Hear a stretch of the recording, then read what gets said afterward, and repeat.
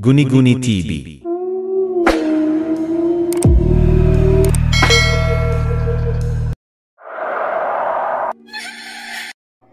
Magandang gabi po sa inyong lahat. Ikukwento ko sa inyo ang nakakatakot naming karanasan ng aking mga kaibigan. Tatlo kaming magkakaibigan, mga vlogger po kami. Ako nga po pala si Cristel, 24 na taong gulang. Nakatira ako sa Santa Ana. Bata pa lang ako ay pangarap kong maging artista. Marami akong sinalihan ng mga contest sa TV. Kaya lang, lagi akong natatalo. Maraming nagsasabi sa akin na maganda raw ako at hindi mahiyain. Bakit hindi na lang daw ako mag-vlog? Pag nagustuhan daw ng mga viewers ang aking vlog, ay may pag-asa raw akong yumaman. Kahit wala daw akong mamahalin na camera, basta't mayroon daw akong cellphone, ay pwede na raw akong maging vlogger. Kaya inaya ko ang dalawa kong kaibigan na mag-vlog. Ang dalawa kong kaibigan ay si Lenny at Eva. Kasing edad ko rin sila. Simula elementary hanggang high school ay magkakaklase na kami. Hindi lang magkakaibigan ang turingan namin sa isa't isa, para rin kaming mga magkakapatid. Mahilig kaming gumala at mahilig rin kaming mamasyal sa iba't ibang lugar.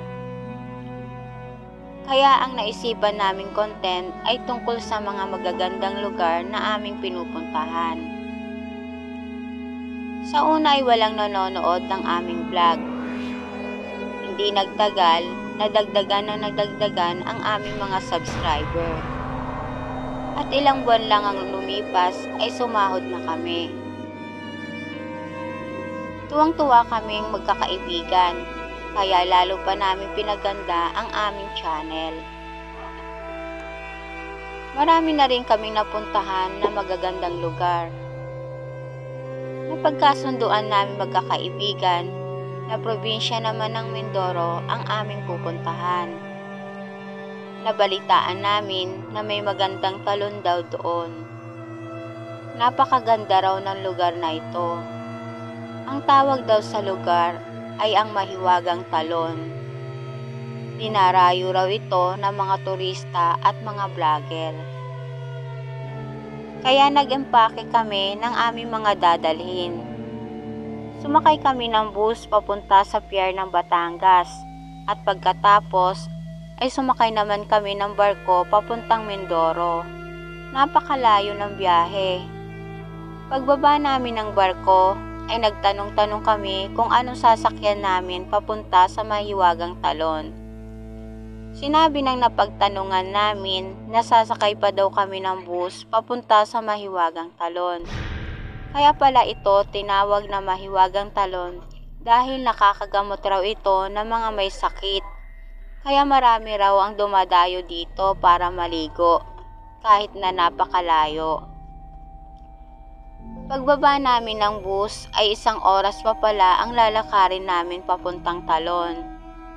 Naisipan namin magpalipas muna ng gabi sa isang paupahang kubo. Maraming mga kubo rito na maliliit. Pwede ka rito magpalipas ng gabi. 10:00 na siguro ng gabi nang naisipan naming mag-vlog na magkakaibigan.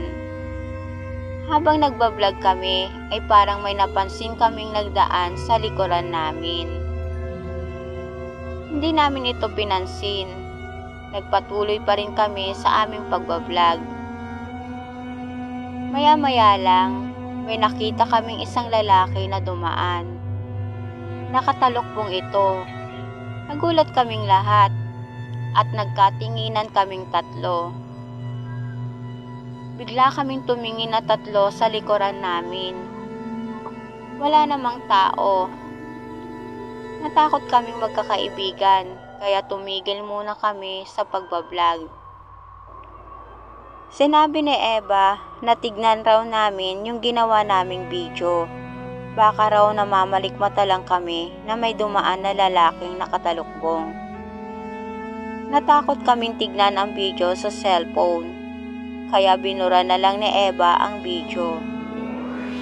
Para mawala ang takot naming tatlo, ay nagkwentuhan kami ng mga nakakatawang karanasan namin sa pagbablog. Sinabi ni Lenny na sana raw ay hindi binura ni Eva ang video. Baka raw mag-viral ito at nagtawanan kaming tatlo. Nang biglang may narinig kaming bumagsak na kaldero.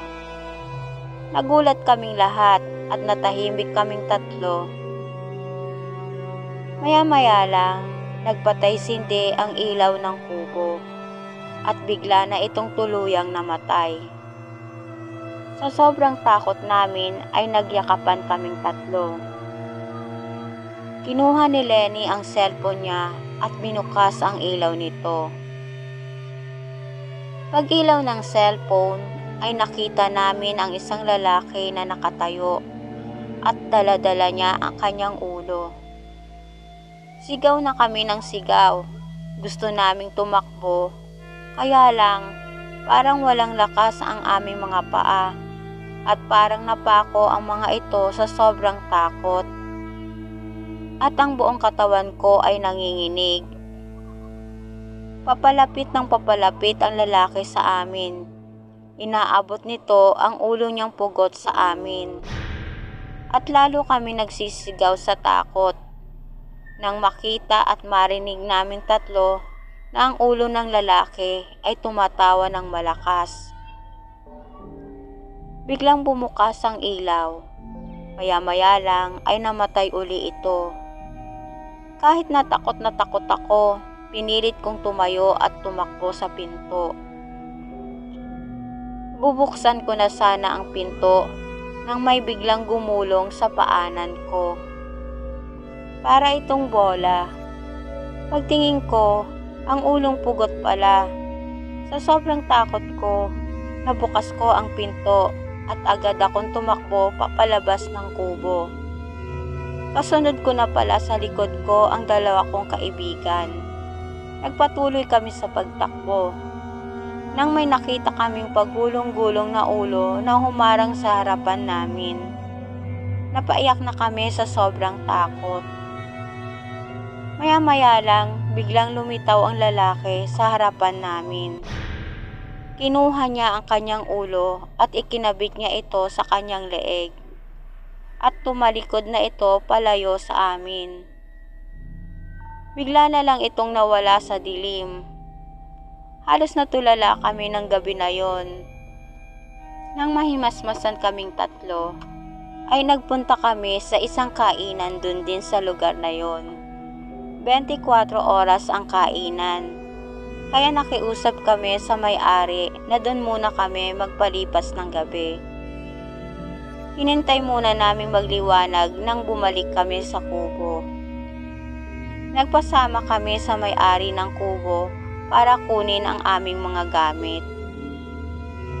Kwento namin sa may-ari ang lahat na nangyari sa amin. Sinabi namin na may nakita kaming ulong pugot. Natawa lang ang may-ari ng kubo. Ang ulong pugot daw ay mahilig lang daw itong manakot. Hindi daw ito nananakit. Nagpapakita raw ito sa gusto lang niyang pagpakitaan. Bihira lang daw itong magpakita. Bakit sa amin pa, ang sabi ni Lenny. Mamamatay na kami sa sobrang takot. At parang nangaasar pa ito, tumatawa pa ang ulong pugot. Ang sabi naman ni Eva. Kahit na naging ganon ang karanasan naming tatlo, ay tumuloy pa rin kaming pumunta sa talon. Napakaganda ng talon, napakalinaw ng tubig, para kang nasa paraiso. Dito kami gumawa ng aming mga video. Napakasaya naming tatlo. Kahit sobrang layo nito, ay pinilit naming makarating dito. Ngayon ay nandito na kami sa Manila, at di pa rin namin makalimutan ang nakakatakot na nangyari. At dito na po nagtatapos ang aking kwento. Salamat po.